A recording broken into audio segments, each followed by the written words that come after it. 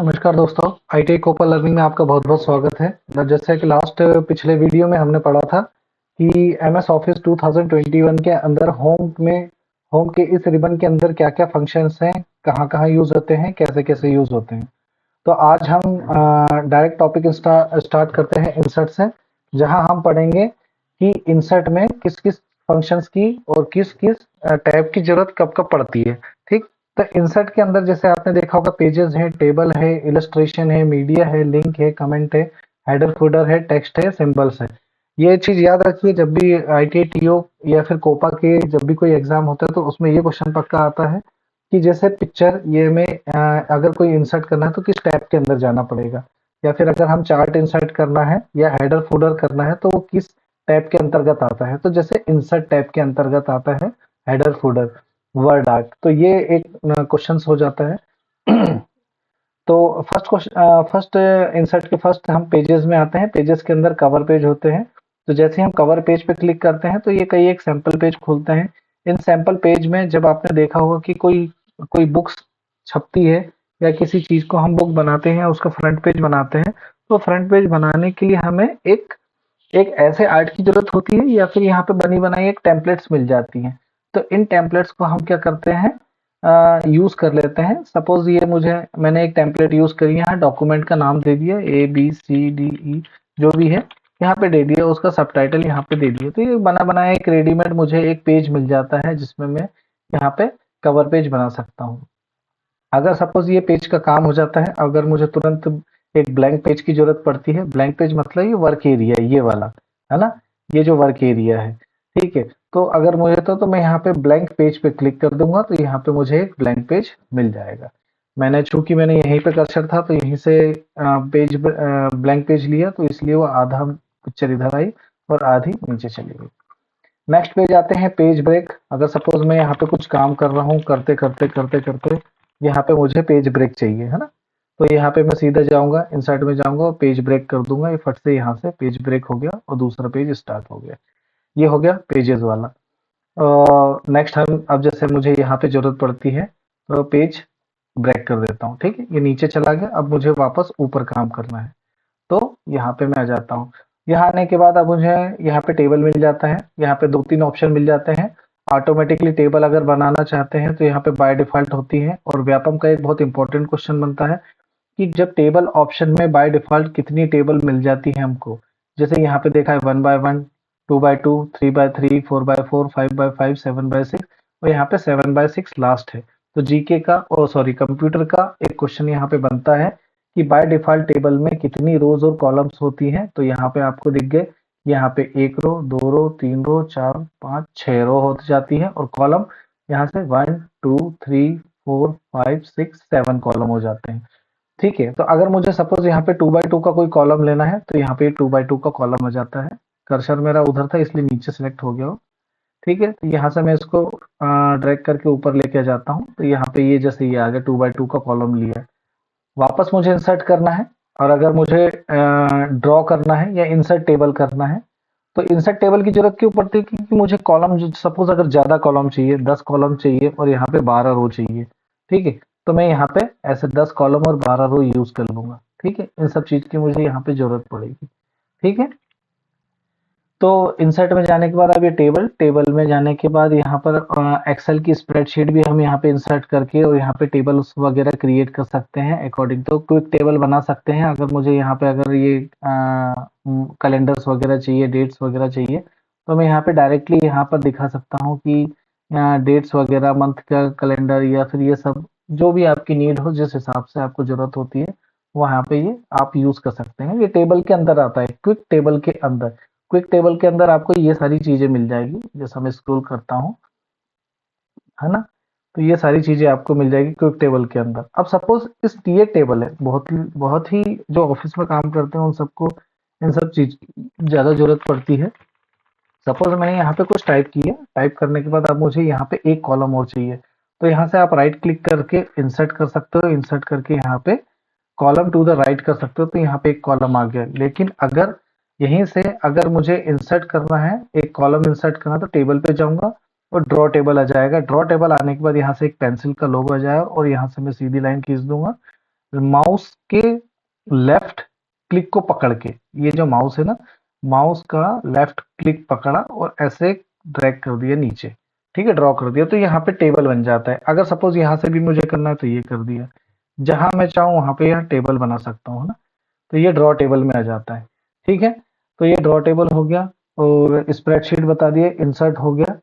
ठीक, अब ये हो गया टेबल वाला पार्ट क्लियर। अभी पिक्चर, सपोज मुझे यहाँ से पिक्चर, मेरे डिवाइस के अंदर मुझे कोई पिक्चर यहाँ पर अपनी अपनी वर्क एरिया में, ये जो वर्क एरिया है मेरा यहाँ पे, इस डॉक्यूमेंट में मुझे कोई एक इंसर्ट पिक्चर करनी है, तो दिस डिवाइस, अगर इस लैपटॉप के अंदर या कंप्यूटर के अंदर कोई एक इमेज है तो वहां से हम इसको ऑनलाइन अपलोड कर सकते हैं। जैसा कि मैंने डिवाइस पे क्लिक कर दिया, अब यहाँ पे सपोज मुझे पिक्चर चाहिए, तो मैं यहाँ पे पिक्चर पे सिलेक्ट करूंगा। मेरे पास यहाँ पे कई सारी पिक्चर्स हैं, तो यहाँ पे आ गई ये पिक्चर्स, और आने के बाद हम इनको यहाँ पे अपने वर्क एरिया में या फिर हम अपने डॉक्यूमेंट में इसको यूज कर सकते हैं। ठीक है, तो इंसर्ट आने के बाद यहाँ पे पिक्चर इंसर्ट हो गई, ऑनलाइन पिक्चर भी कर सकते हैं। ठीक है, और शेप्स, शेप्स सपोज यहाँ पे ये मैंने एक टेबल बनाया था, अब मुझे यहाँ पे एक शेप की जरूरत है, तो सपोज यहाँ पे मैं क्लिक कर दूंगा इस एरिया में, यहाँ पर शेप्स पे जाऊंगा, शेप्स पे जाने के बाद मुझे एक यहाँ पे ये शेप चाहिए, तो मैंने यहाँ पे एक शेप रख लिया, एक सर्किल वाला शेप चाहिए, इसको मैं डबल क्लिक करूंगा। नो कलर चाहिए तो यहाँ पे क्लिक कर दूंगा, तो ये कलर आ गया और ड्रॉ भी हो गया, है ना। अब इसके बारे में यहाँ पे अगर मुझे कुछ लिखना है तो यहाँ पे आप कुछ भी चाहे, यहाँ पे इसके अंदर टेक्स्ट भी लिख सकते हैं।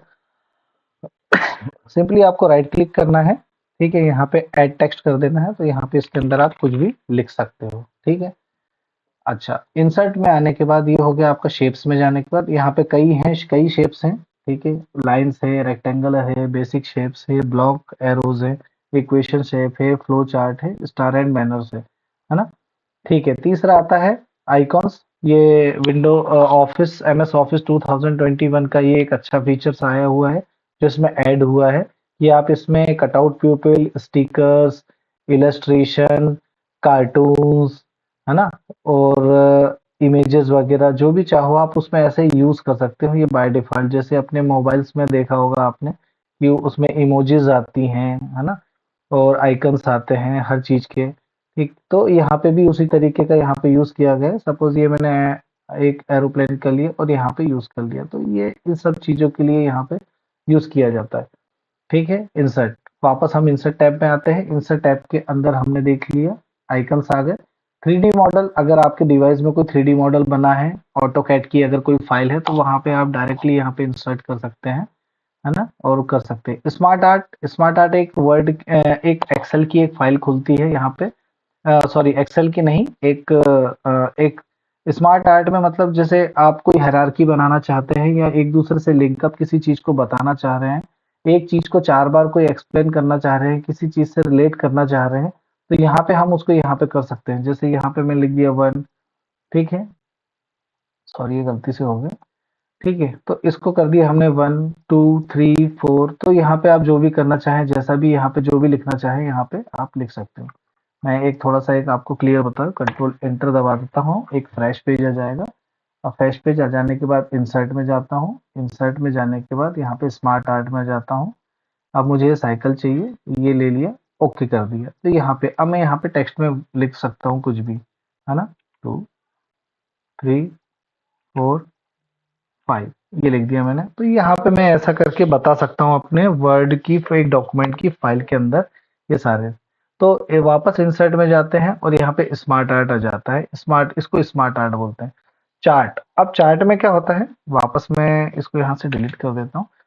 चार्ट में जाते हैं, तो चार्ट में जाने के बाद अब एक्सेल की एक फाइल मिलती है। ठीक है, यहीं पे अगर आप जैसे सपोज एक पाई चार्ट ले लेते हैं, है ना, ये पाई चार्ट ले लिया मैंने, ओके कर दिया, तो एक एक्सेल की छोटी सी फाइल खुलेगी यहाँ पे, जिसमें परसेंटेज आप देना है।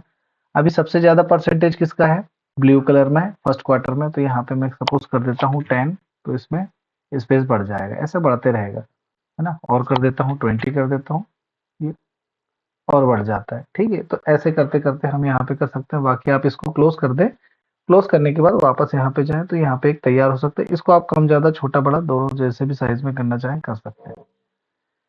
तो ये हो गया आपका चार्ट का सेम स्क्रीनशॉट। स्क्रीनशॉट को अगर आप क्लिक करेंगे, जैसे हम विंडोज में स्क्रीनशॉट लेते थे, है ना, तो विंडो बटन, शिफ्ट बटन और विंडोज बटन, शिफ्ट बटन और एस यूज करते हैं तो हम स्क्रीनशॉट ले लेते हैं। तो इस स्क्रीनशॉट में वर्ड की फाइल में अगर आप काम कर रहे हो तो यहीं के यहीं आप डायरेक्ट स्क्रीनशॉट ले सकते हो किसी भी चीज का, है ना। सपोज मैंने यहाँ पे इंसर्ट स्क्रीनशॉट यहाँ कर दिया तो ये स्क्रीनशॉट यहीं से ले लेंगे हम जो भी चाहे उस चीज का।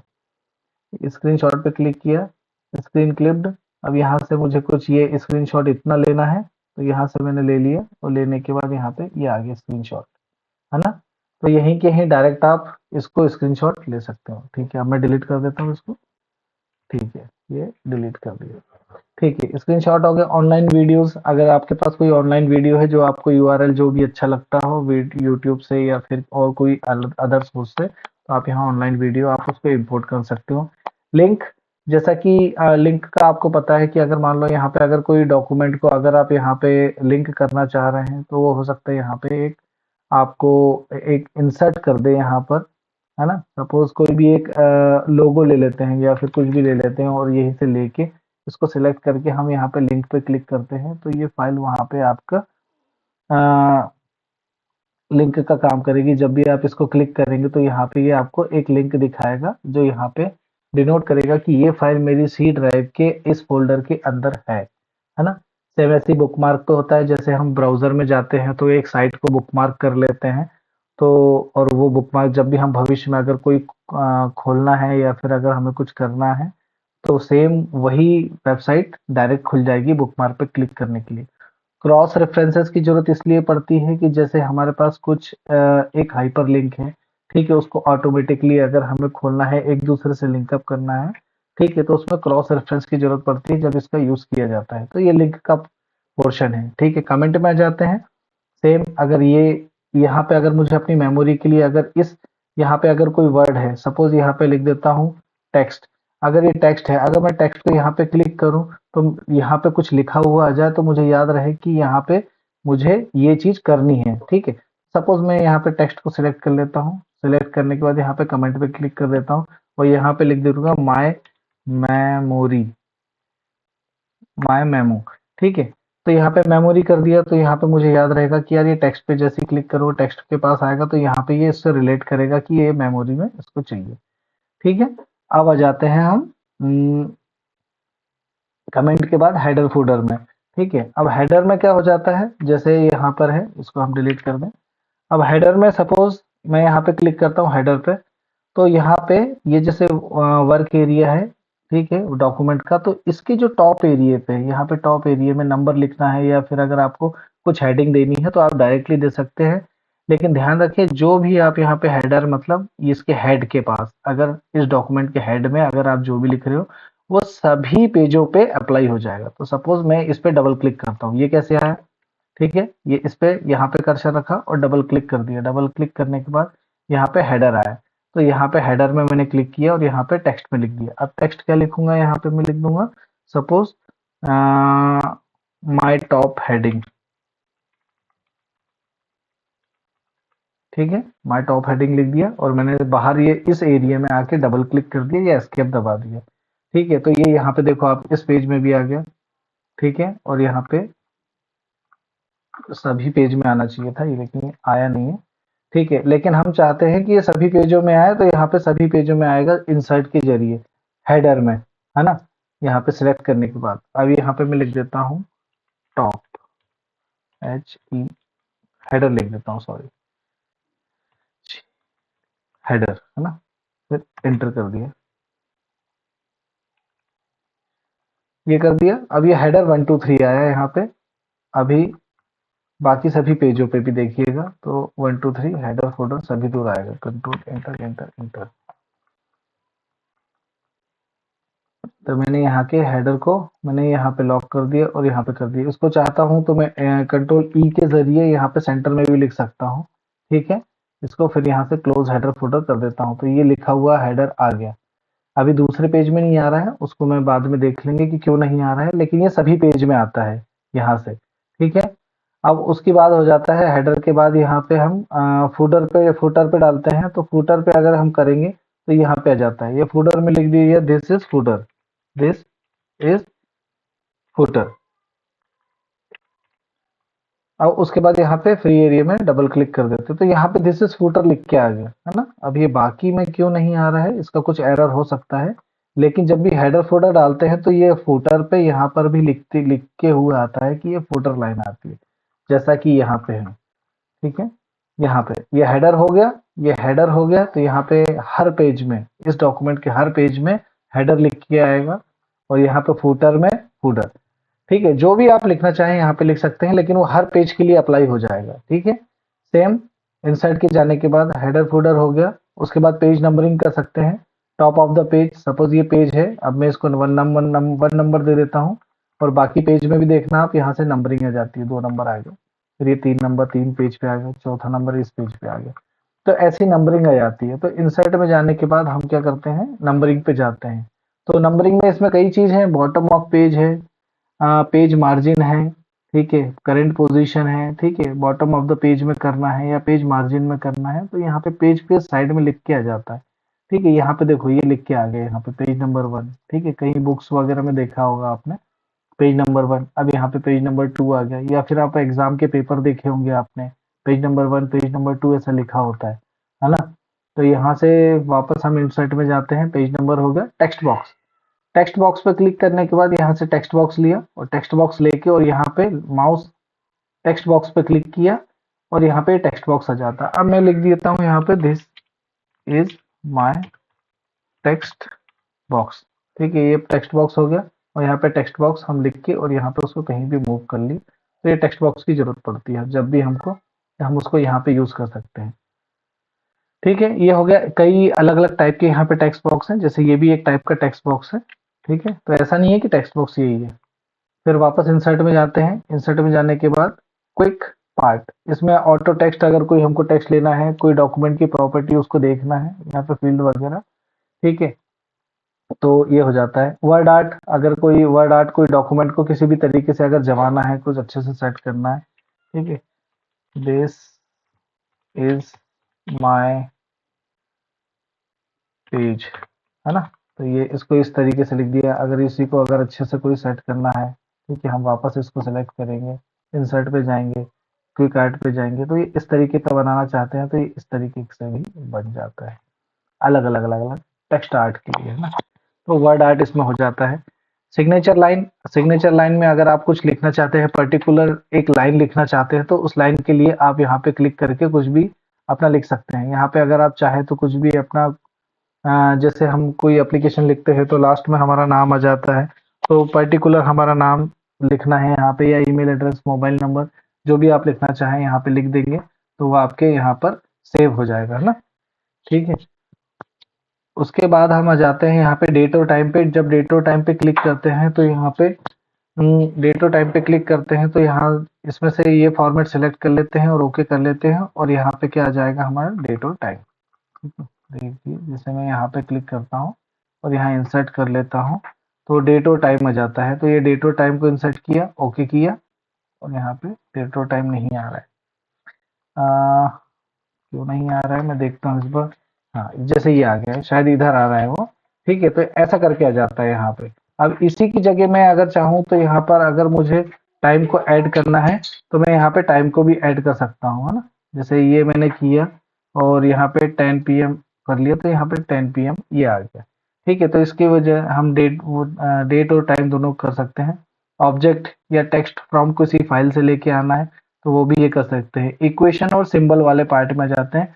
तो इक्वेशन, अगर कोई मैथ्स की इक्वेशन है तो उस इक्वेशन को सॉल्व करना या फिर कुछ इंसर्ट करके लेके आना, तो हम यहाँ पे इसके जरिए यहाँ से ऐसे सॉल्व कर सकते हैं। जैसे यहाँ सिंबल्स भी आ जाते हैं, आगे कई फंक्शंस भी खुल जाते हैं, और इक्वेशन का एक यहाँ पे एक नया टैब भी खुल जाता है।